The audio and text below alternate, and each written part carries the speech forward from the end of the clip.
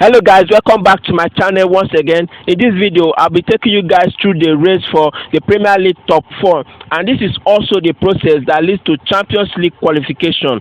With Manchester City, Liverpool and Chelsea occupying the top 3 position in the Premier League table, while West Ham, Manchester United, Arsenal, Tottenham and Wolves look set to battle it out for the top 4 finish. As it is right now, 7 points divide 4th place Manchester United and 8th place Tottenham, setting up what looks to be an intriguing race to qualify for next season Champions League. According to Alan Smith, it looks like it will be very difficult to catch Chelsea, Liverpool and the league leaders Manchester City, although they are games in hand for plenty of teams, but Manchester City, Chelsea and Liverpool are the 3 best teams in the country right now. I'm very sure these 3 teams will make it up the top 3 table in the Premier League.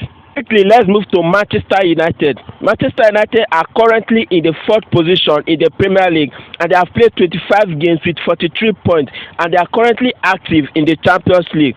Consecutive league wins at the start of Ralph Rangnick's interim tenure were followed by 3 wins in 6 to put Manchester United firmly back in the race for the top 4 after a disappointing loss to Wolves and a draw with Aston Villa. Manchester United bounced back with successive victory over Brentford and top 4 rival West Ham. However, draw point at Burnley and at home to Southampton saw United unstable in their charge for a Champions League spot.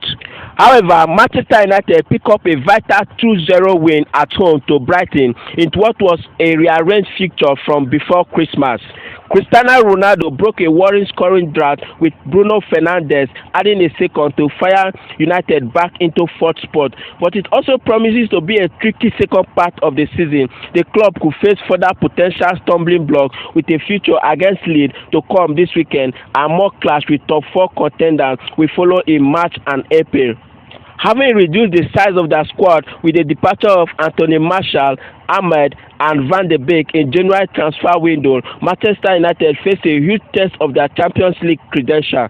Now let's move to West Ham.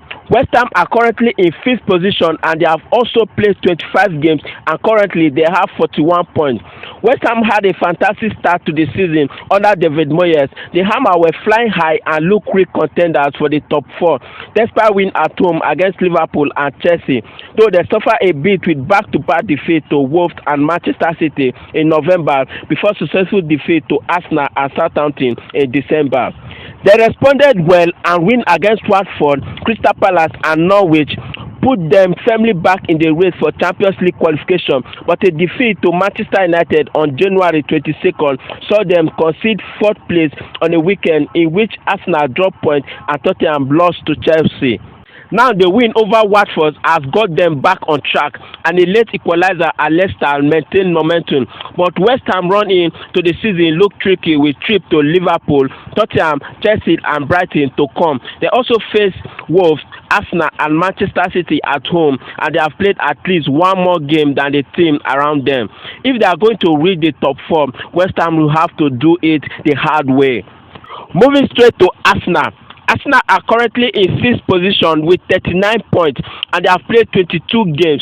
Arsenal enjoyed a difficult opening to the campaign, losing their first 3 matches to suffer their worst start to a season in 67 years. They were rock bottom of the Premier League with Mikel Arteta under pressure, but the Spaniard has overseen a remarkable recovery at the Emirates Stadium. The Gunners are currently in 6th position and have 2 games in hand on Manchester United. Their contentious New Year Day defeat to Manchester City brought to an end a run of 4 successful and impressive wins.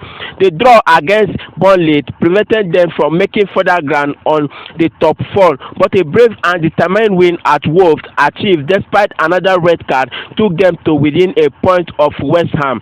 Having been knocked out of the Carabao Cup by Liverpool, Arsenal are no longer competing in any cup competition and will be dedicating their efforts solely on achieving a strongly desired spot in the Champions League. Now let's move to Wolves. Wolves are currently in 7th position with 37 points and they have played 23 games.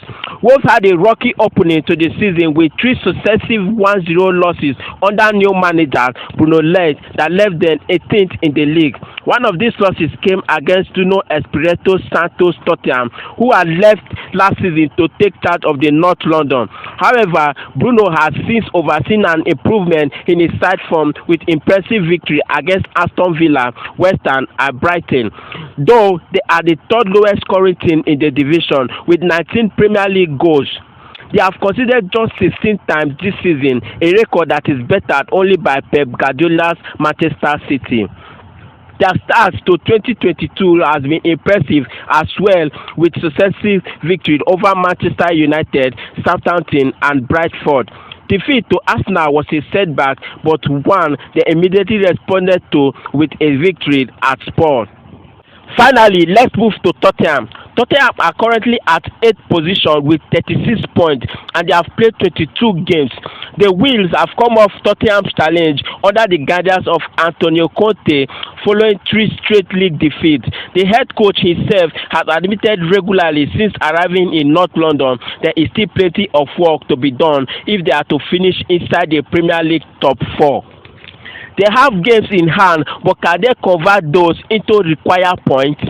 Spurs' futures list has been complicated by 3 postponements since Conte's arrival, meaning they have multiple games in hand on all the teams around them. Having played 3 games fewer than 5th place West Ham, for example, Tottenham would move ahead of their London rival if were there to win them all.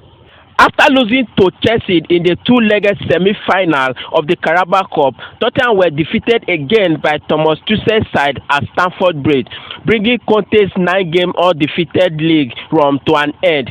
He suffered his first home league defeat when Southampton won 3-2 at the Tottenham Hotspur Stadium on February 9, and that was compounded by a 3rd loss on the bounce at home to Wolves on February 13th. Having brought in Juventus Rodrigo and Dejan on deadline day and 5 points behind 5th place West Ham, Spurs are still in with a chance of making the top 4 by the end of the season. However, a trip to Manchester to face both City and United in the running could complicate their chances in addition to facing Liverpool at Anfield before the season is out. That is not to mention the postponed game that will have to be fitted in, which could lead to futures congestion as we reach the business end of the season. That will be all for now, but please stay tuned to get more updates on the race for top 4 and the Champions League qualification. In case you are new to my channel, please don't forget to subscribe and click on the notification button to get notified every time I drop a video.